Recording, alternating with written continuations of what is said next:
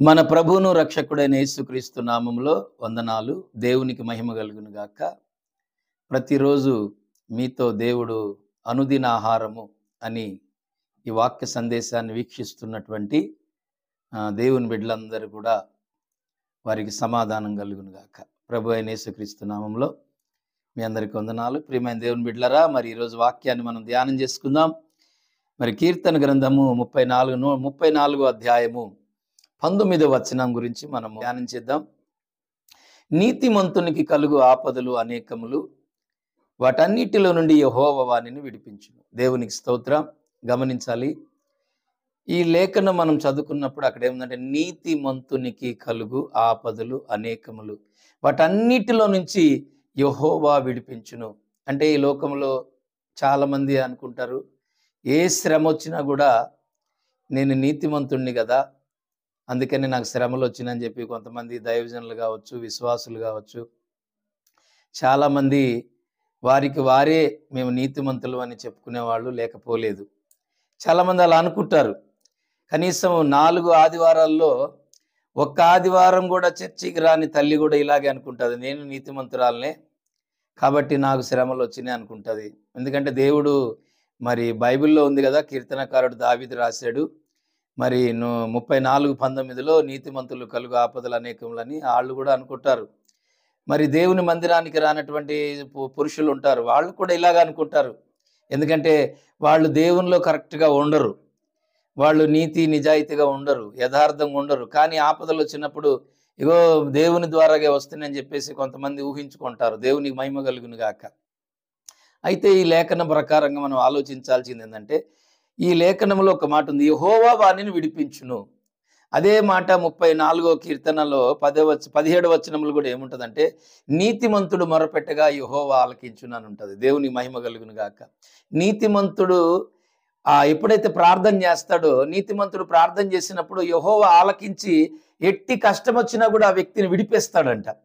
అలాగే ఇక్కడేముందంటే, నీతిమంతునికి కలుగు ఆపదలు అనేకములు, కానీ వాటి అన్నిట్లో నుంచి కూడా యెహోవా ఆ వ్యక్తిని విడిపేస్తాడు. దేవునికి మహిమ కలుగును గాక. అయితే గమనించాలి, బైబిల్లో రోమా పత్రిక మరి 3వ అధ్యాయం 11వ వచనంలో ఏముంటుందంటే, నీతిమంతుడు ఒక్కడునూ లేడు అని ఉంటుంది. మరి యేసుక్రీస్తు రోమా పత్రికలో యేసుక్రీస్తు యొక్క రక్తములో మరి ఆయన మనల్ని కడిగి ఉచితముగా మనల్ని నీతిమంతులుగా చేశాడని ఉంటుంది. అయితే ఇక్కడ మనం గమనించాల్సింది ఏంటంటే, యేసుక్రీస్తు యొక్క రక్తములో మనము ఏ రోజైతే కడగబడి నీతిమంతులుగా పరిశుద్ధులుగా మార్చబడి ఒక నూతనమైనటువంటి పేరు దేవుడు మనకు అనుగ్రహించి, ఆ దినము నుండి మరి దేవుడు మనకి నీతిమంతులుగా మార్చిన దగ్గర నుండి ఇప్పటి వరకు మీలో మనం ఎవరైనా నీతిమంతులుగా ఉంటున్నామా?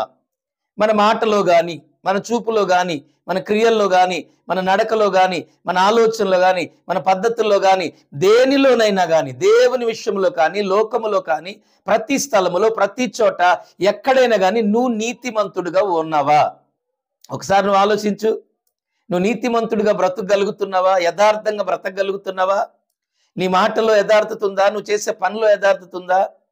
ప్రియమైన దేవుని బిడ్డలారా, అసలు నీతిమంతుడు లేడని అపోస్తుడైన పౌలు రోమా పత్రికలు అంటే, కీర్తనాకారుడేమో నీతిమంతులు కలుగు ఆపదలు అనేకలు ఉన్నాయి, మరి యెహోవా వారిని విడిపిస్తాడని ఆయన అంటున్నాడు.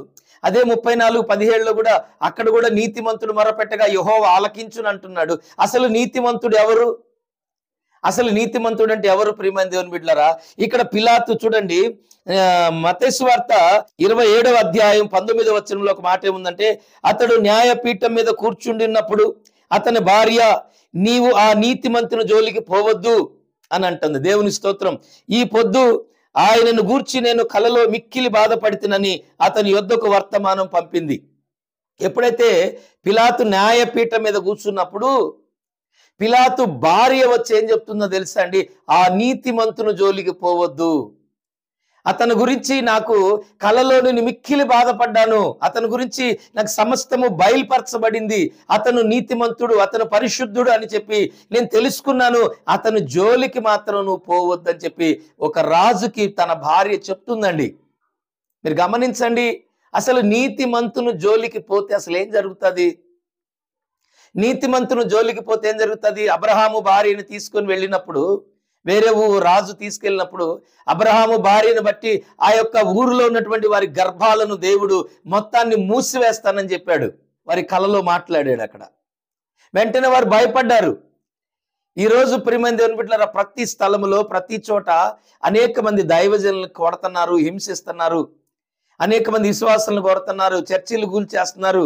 ఈరోజు దేశం మీదకి ఈ ప్రళయాలు, ఈ పత్తులు, ఈ భయంకరమైన శ్రమలు, సమస్యలు, ఇవన్నీ రోగాలు, వ్యాధులు, ఇవన్నీ దేనికి వస్తున్నాయి తెలుసా? ఈ దేశం మీదకి నీతి మంతుని యొక్క రక్తము భూమి మీద చిందిస్తున్నప్పుడు దేవుడు చూస్తా ఉండడండి.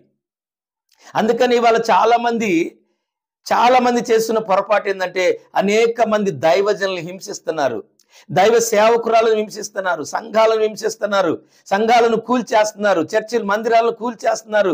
ఎక్కడ చూస్తే అక్కడ బైబిళ్ళు తగలబెడుతున్నారు.